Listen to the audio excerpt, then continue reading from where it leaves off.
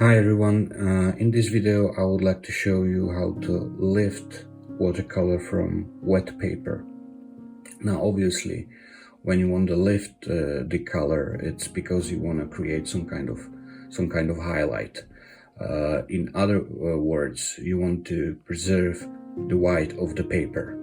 Now there are different ways how you preserve the white. You can use masking fluid, masking tape, you can use wax.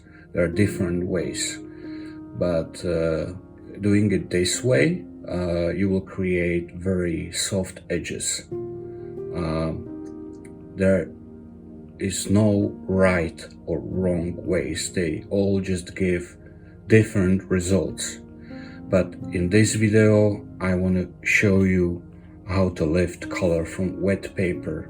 I use this technique quite often together with my loose backgrounds. It's something that I kind of developed over time, so yeah, those two work great together. If you want to see video where I create my loose backgrounds, the link should be in upper right corner, also in the description. So before we start, I want to mention a couple of things. The way how this works depends also on the paper you use and the color you use. You could say that this technique works on any kind of paper, but on some papers it does not work as well. This is a Fabriano paper, Fabriano Artistico, cold pressed, it's pure cotton. And now, as far as I can say, from the brands I tried, this paper works best for lifting, both on wet and dry. Like I said again, it works also on other papers. I tried, for example, Arches and Bauhong, but those papers kind of get stained quite a bit. So even if you lift the color, you can still find on the lift places kind of a stain where you can see still the color that was there. On Fabriano, you can lift the color in a way that you can literally see the pure white of the paper.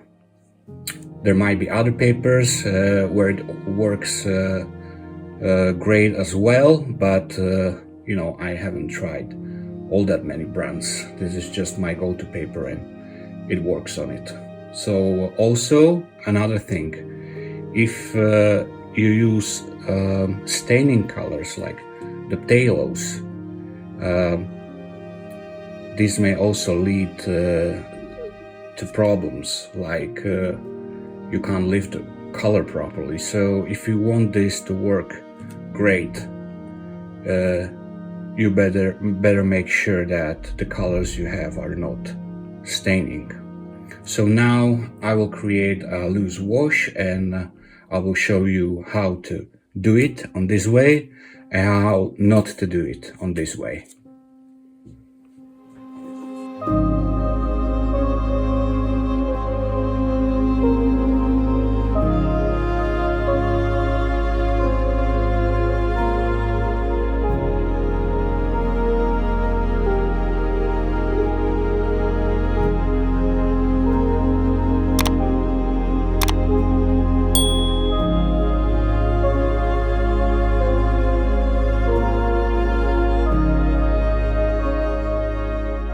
So the wash is ready for lifting. The colors I use here are vermilion and Payne's gray, two nice contrasting colors. One more thing to mention before we start. Obviously the timing is important here. If you do it too soon, the color will kind of run back in and will cover the lifted place. If you do it too late, the lift will have hard edges. you know, all of the ways are legit in a way that they may work in different scenarios. But what I want to show you here is how to do it and be left with nice soft edges. So for lifting, I found the flat brushes work best. I use larger natural hair brush for lifting larger shapes, and I use synthetic brushes to do some finer lifting, some details, let's say. The brush cannot be wet. It has to be only damp, you know, so it kind of holds shapes, you know, so it's sharp. So no water in it, just damp.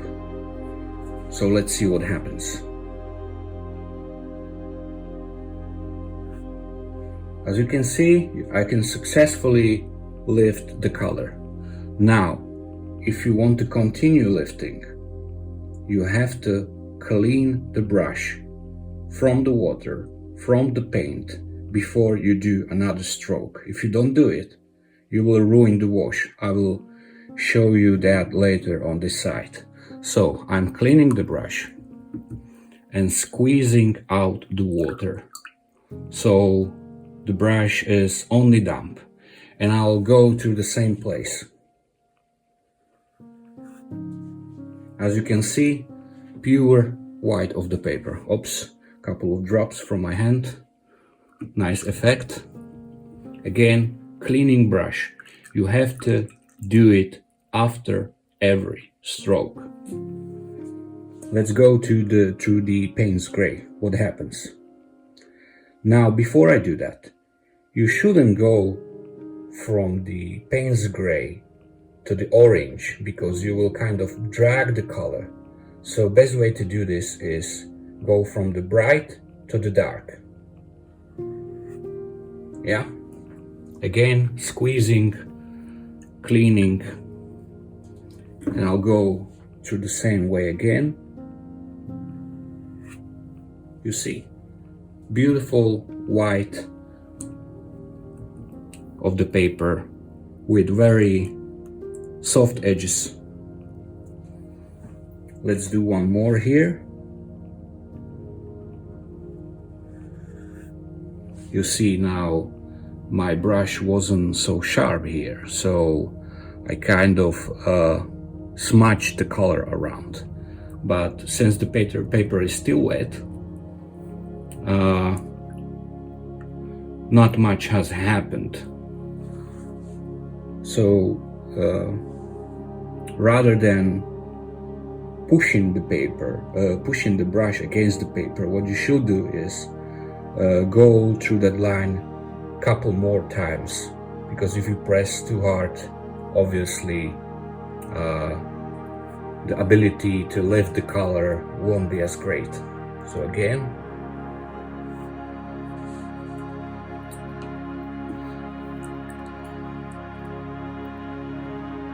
and let's say I can do one more here. Now here the paper was a little bit drier already, but still I can, just by going over it again, I can lift the color. You see, pure white.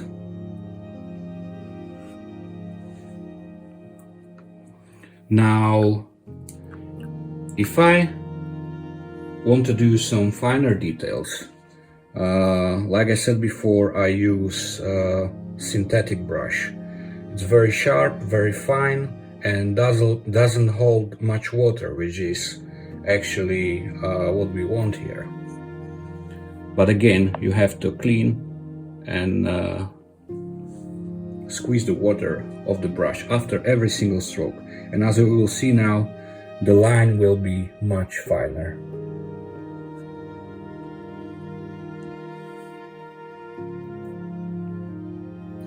I can try this one. This is, better for even finer details.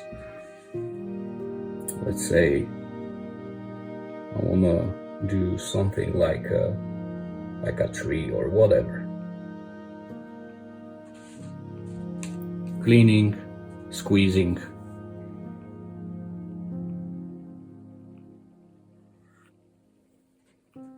As you see here, I was kind of dragging the dark color to the bright color, so this is perhaps not what you want to do. But again, beautiful green, beautiful clean white showing through. Okay, now I will create another wash, and I will show you what happens if you don't clean your brush after every stroke.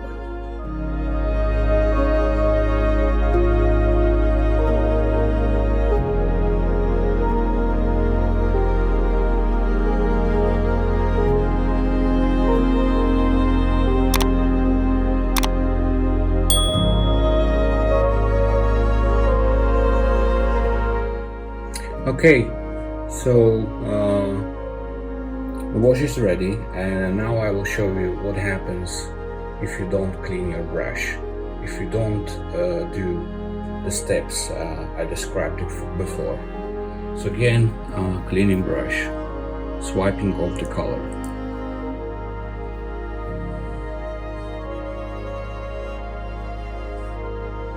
This is okay.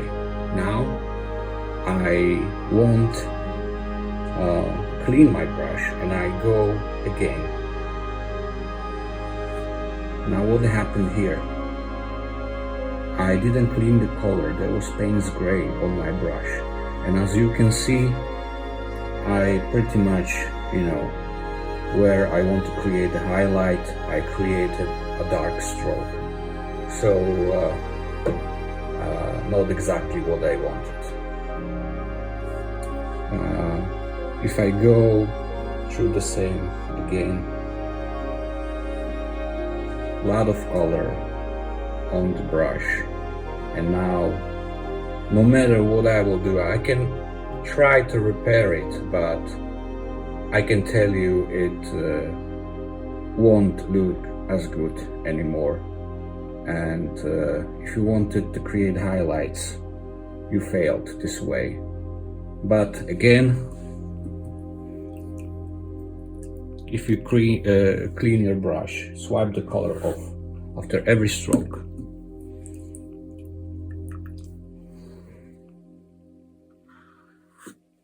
This won't happen.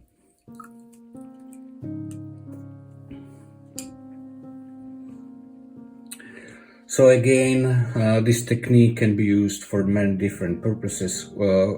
How I use it, I usually have some kind of composition prepared, where, for example, I have an object where the dark part of the paper is, and I decided that there is a source of light going from left side, for example, so I can create a contrast by lifting the highlights and pretty much creating highlights this way.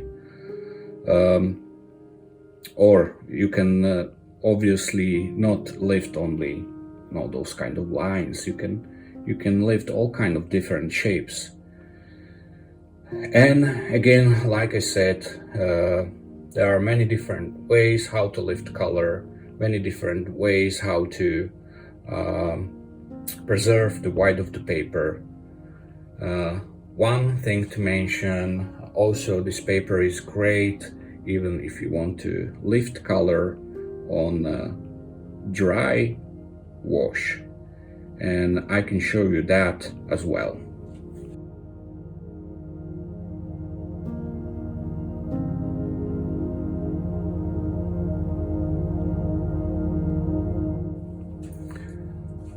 So now the paper is dry.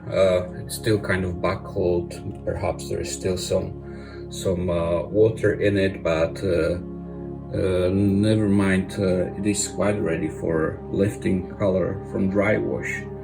When lifting color from dry wash, I usually do it with my synthetic brushes. if I want to create kind of a highlights and lines.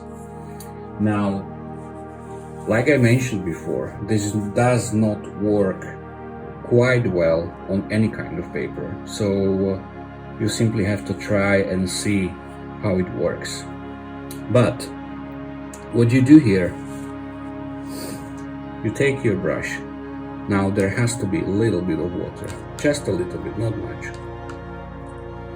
And yeah, I do a line. And now I can take my paper towel and go over it, and let's see what happens. This is another way how to lift color. Obviously, this way you will create hard edges. If I go to one place a little bit more,